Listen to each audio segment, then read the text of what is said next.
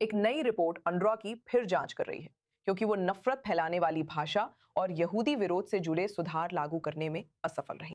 गैर लाभकारी impact AC ने पाया कि एजेंसी 2024 की कोलोना रिपोर्ट में सुझाए गए संयुक्त राष्ट्र समर्थित सुधारों को प्रभावी रूप से लागू करने में विफल रही, जो शैक्षिक सामग्री में यहूदी विरोधी और हिंसक सामग्री को संबोधित करने के लिए थे। इम्पैक्ट एससी ने अप्रैल 2024 से मई 2026 तक अनड्रॉ की प्रगति रिपोर्टों, फंडिंग अनुरोधों, बयानों और सामग्रियों की समीक्षा की। समूह ने पाया कि अनड्रॉ ने ये तय करने का मानक और कम कर दिया कि सुधार कब पूरा माना जाए, जबकि समस्याग्रस्त सामग्री का उपयोग जारी रखा। यहाँ चिंता सिर्फ एक किताब की नहीं है। सवाल है, क्या दानदाता ऐसे सिस्टम को फंड कर रहे हैं जो सिर्फ कागज पर सुधार दिखाते हैं, जबकि कक्षा में संदेश वही रहता है? और अधिक चर्चा करने के लिए हमारे साथ अब मार्कस शेफ जुड़े हैं, जो institute for monitoring peace and cultural tolerance in school education impact SE के सीईओ हैं। मार्कस, आज i24 न्यूज इंग्लिश पर आपका स्वागत है। आपकी ताजा रिपोर्ट देखकर वो कौन सा स्पष्ट उदाहरण है जिसमें उनरवा के सुधार के दावे और आपके निष्कर्षों में अंतर दिखता है? जी जी, धन्यवाद निकोल। और मैं शुरुआत से ही एक बात दोहराना चाहूँगा जो हम सब अब तक जानते हैं, और वो ये है कि सच कहूँ तो अनरवा अपने उद्देश्य के लिए उपयुक्त नहीं है। ये गाजा के फिलिस्तीनी आतंकवादी ढांचे से पूरी तरह से जुड़ा हुआ है। यह शरणार्थी समस्या को लगातार बनाए रखता है। शिक्षा निश्चित रूप से इस समस्या का केंद्र है।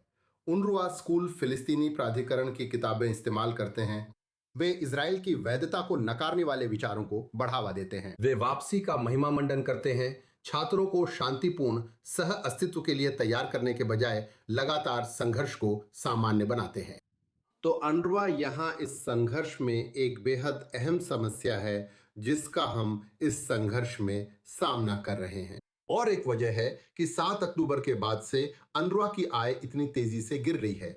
आप जानते हैं, ये दाता देश पूरी तरह मूर्ख नहीं है। वे उन समस्याओं को समझते हैं। अनरवा से जुड़ी जो समस्याएं हम सभी देखते हैं, और सुधार पर्याप्त नहीं है। एजेंसी का जनादेश खुद ही इस संघर्ष को बनाए रखने के लिए प्रोत्साहित करता है। तो जैसा कि आपने कहा, जनवरी 2024 में 7 अक्टूबर के हमलों और उसके बाद अनरवा के उजागर होने, उनके आतंकवादी संगठनों से करीबी संबंध और अनरवा कर्मचारियों की आतंकवादी गतिविधियों में संलिप्तता के बाद उस दिन संयुक्त राष्ट्र ने फ्रांस की पूर्व विदेश मंत्री कैथरीन कोलोना को एजेंसी की समीक्षा का नेतृत्व करने के लिए नियुक्त किया।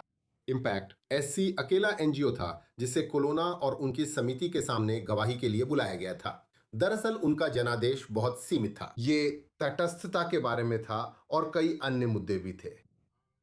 तो आप जानते हैं, इस रिपोर्ट का उद्देश्य अनरवा की तटस्थता, सरकारी जवाबदेही और शैक्षिक मानकों को मजबूत करना था।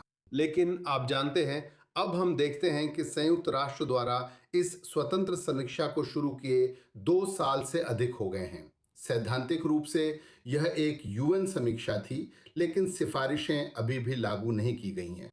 तो जैसा कि आप कह रहे हैं, सबसे पहले अनरवा ने एक तरफा तौर पर सिफारिशों को पूरा करने की सीमा को कम कर दिया, तो इससे उसे बड़े सुधारों का दावा करने की अनुमति मिल गई। और खुद समीक्षा में भी हमें वही सामान्य सामग्री मिली जो हमें हमेशा मिलती रही है: यहूदी विरोधी भावना को बढ़ावा देना, इजराइलियों के खिलाफ हिंसा। आपने उदाहरण मांगा था।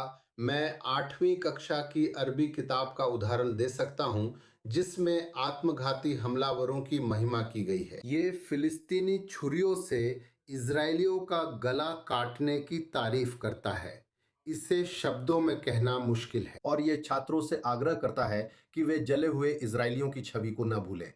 तो 7 अक्टूबर को उन आतंकवादियों में से अधिकांश जिन्होंने अंतर्राष्ट्रीय सीमा पर हमला किया, जिन्होंने हत्या की, बलात्कार किया, जिन्होंने बंधक बनाए, छोटे और बड़े, वे स्कूलों के नीचे चले गए। उन्हें संयुक्त राष्ट्र के स्कूलों में इसी काम के लिए शिक्षा दी गई थी। 7 अक्टूबर के भयानक कृत्यों के लिए उन्हें ब्रेन वॉश किया गया था, और कोई बदलाव नहीं दिख रहा है।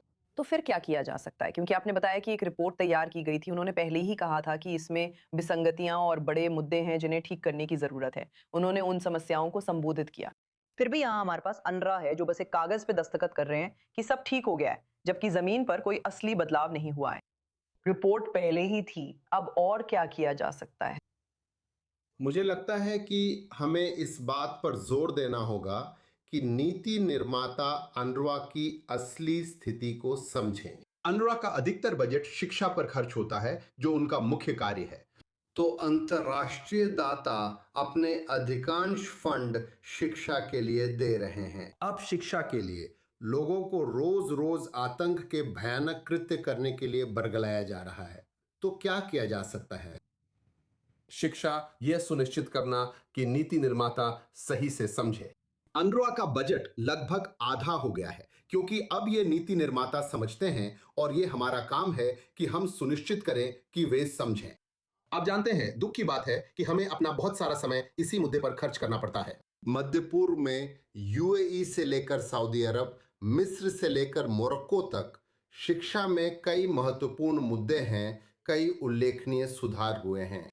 लोग अपना समय उन्हीं जगहों पर बिताना चाहेंगे जहां सकारात्मक परिणाम दिख रहे हैं, लेकिन अफसोस हमें उनरवा से निपटना पड़ता है, हमें ब्रेन वॉशिंग से निपटना पड़ता है, और उम्मीद है आगे संगठन ऐसा नहीं रहेगा जिससे हमें निपटना पड़े। स्पष्ट है कि विकल्प हैं और उन्हें लागू करना जरूरी है। मार्कस शेफ, इसे लगातार जनता के ध्यान में लाते रहना बहुत महत्वपूर्ण है। इसके लिए धन्यवाद। साथ ही i24 न्यूज इंग्लिश पर आज हमारे साथ जुड़ने के लिए भी धन्यवाद। मुझे खुशी हुई। धन्यवाद।